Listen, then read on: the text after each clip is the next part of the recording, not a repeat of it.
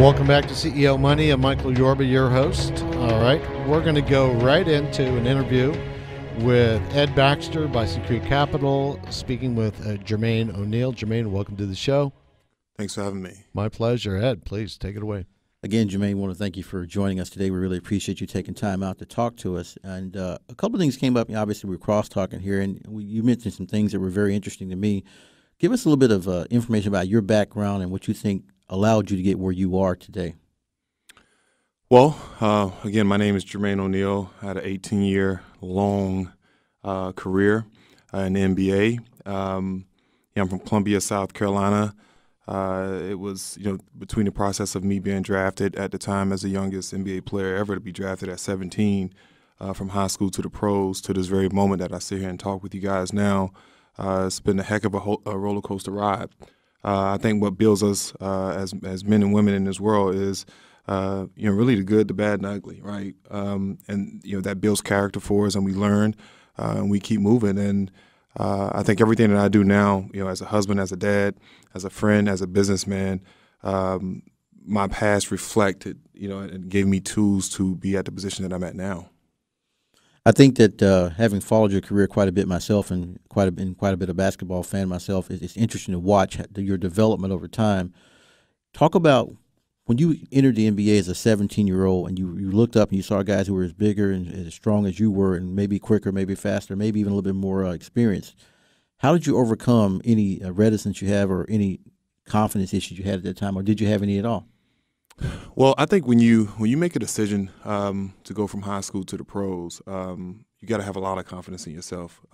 At that particular time, I didn't really know what to expect. Being a 17-year-old from Columbia, South Carolina, getting drafted to Portland, Oregon, to the Portland Trailblazers, it was truly a blessing because the Portland Trailblazers did a really good job on understanding what they were getting in the draft. They were getting a unprepared, really, to be completely honest, uneducated player on what it meant to be as a pro. So they built a foundation that was conducive to my growth. It was a single market pro team, one pro team, and that really helped me. The community really treated me like their second son, and that was important for me to really sit and learn, and it was really my college 101. So I was able to expedite knowledge and growth mentally, physically, emotionally, with what it took to prepare yourself. And when I got to Indiana, that's when everything got to cooking for me. Well, you mentioned the cooking. You were cooking in Indiana. Obviously, a big part of your game improved at that time, obviously, and I watched it quite a bit. One thing that stands out when you think about you and your career is looking at the growth that you had from, say, year 3 to year 7.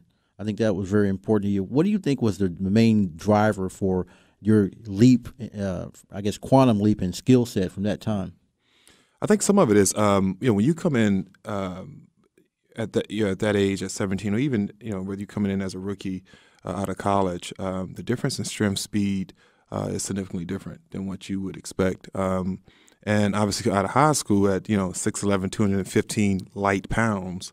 It's not a whole lot you can do against some of the strongest athletes in the world. So I had to really kind of step back, humble myself from being the best player on the court every minute in high school to being the 5th best at my position on my team.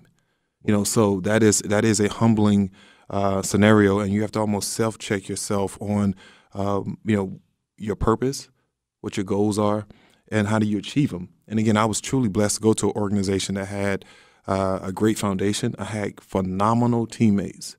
People can say what they want to say about those Trailblazer teams, but away from that gym, those guys made sure that I was fully prepared. I had what I needed, not only at home but on the road. That's the kicker when you go on the road and and the lights spark up, and guys stood behind and brought video games, and everything. So it gave me an opportunity to grow at my own pace, and I'll forever be indebted to those guys for what they've done for me. Obviously, they made a pretty big investment in you and turning you into a man and making you the man that you are today. What part of that vision drives you right now? What makes you want to go forward to help youth? Because we'll talk about Drive Nation, which is your organization, in a few minutes or so. But how do you think that played a role in your world and what made you the man you are today? Well, I think to be completely honest, a lot of that happened even before I got to the pros. As a kid that was an inner city kid that living in a single parent house, it took a lot of hands, a lot of mentorship to get me to this point to understand what life was really about, to understand what the opportunities was really about. I was very blessed to have a guy. I don't know if I'm pretty sure you're familiar with this guy's name was Xavier McDaniel. And they called him an X-Man. He played for the Seattle Supersonics and New York Knicks. And he came into a gym one day out in Columbia, South Carolina, and he took 24 kids that he didn't even know to his house. And at the time, I thought it was the biggest house in the world. And it was really a aha moment for me, and really a shocking moment, because at the particular time, I didn't even know that type of life was even in my city as a 9-year-old. And I remember going to his house. He stopped into this place called Winn-Dixie and got a bunch of hot dogs, hamburgers, and cakes and strawberry soda. And we went out to his house, and it was on the lake. And I remember asking him, I was like, "Sir, where are you from?" And he said, "I'm from where you from." I thought at the time he didn't understand what I was asking. And I said, "No, where were you born?" And he said, "I was born right here in Columbia." And he said a couple things that really resonated to me in a way that I've never really heard it before. And really, my mother said it to me. But sometimes as kids, and we all have kids, we can say things like kids, and they completely tune it out. But when I stood there and I talked to him, he said, "Son, it doesn't matter what you live in, what you wear, how much money you have. If you set your goals high, you can be whatever you want to be." And he said, "It doesn't matter what race you are." And that was kind of that moment where I was like, okay, if I really lock in and own in on my skill set, what I do at home, what I do in school, I can be whatever I want to be. And being able to get to a high school my freshman year and meet my high school coach, who then became my father, and he really made sure that we did the things that we were supposed to do. So through that process of my mother, my brother, my grandmother, building the foundation, getting mentorship through Xavier McDaniel, getting mentorship fatherhood through my high school coach, and then going to the NBA and getting that leadership. It was really a mix of a lot of stuff. So I think at that point, that's, at this particular point, as we sit today, that's how Drive Nation was built, because all of the same things that I needed as a youth, a lot of these kids need, because the real fight isn't in sports. It's in life, right? We deal with the same challenges, the same issues that you have in sports. What happens when you get knocked down? What happens when, you're on a run that is a negative run? A team is pushing up on you. How do you react to it? And it's really the same thing, in life when, life come bearing down on you, for, 2-3 weeks, and how do you react to it? And so those are the foundations that we want to give our kids, and we want to be able to get them to a point where they can feel good about themselves, give them a positive nature, give them stability, give them a foundation to build off of, and then just give them an opportunity to get to college. Would you say that circle of care and discipline is important in developing young people today for elite athletics? Oh, absolutely. I think one of the things is really baffling to me. We talked about this earlier before we came on air. Is that parents in amateur sports are the reason why it's so crazy right now. They have a personal agenda. Some live through the kids. Some have this. I'm a parent too. My kid is going off to the University of Texas, so I get it. Right? We want our kids to go off and get a college scholarship, but it's a purpose behind that thought process, right? We have parents that are have kids in the 3rd, 4th grade are already talking pro.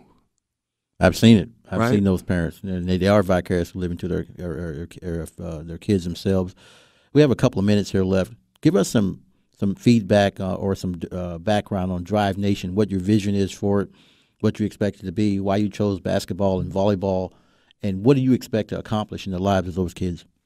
Well, one of the things we want to do is really set a standard to the communities, teach these kids what life was truly about. At some point, sports will end, and you have to really go back into the community and reestablish yourself, and hopefully that is in a positive way. Giving these kids the tools to live a dream, right? Being able to take basketball, baseball, football, volleyball, and use that talent, use that discipline to get to college, and then become good people. And what we do is we've We've upped the ante on how we train our kids. We use a lot of technology in there. We got 3 tech companies in there. It's something that I think people should come out and check out. We don't give any concessions. Okay. We got about 30 seconds left here. So how do people connect with Drive Nation? How do they connect with Jermaine O'Neal? How do they get access to your expertise? Well, just go to www.drivenationsports.com. Log on and send us a message. We're there I'm there every day, so you can drop by. We had 2550 Rental Car Drive out in Irving, right at the airport. We'd love to see you. Perfect. Thank you very much for that interview, Jermaine. We appreciate you coming here today. We love what you're doing in the community. Thank you. Great. Thanks so much for coming on. You've been listening to CEO Money.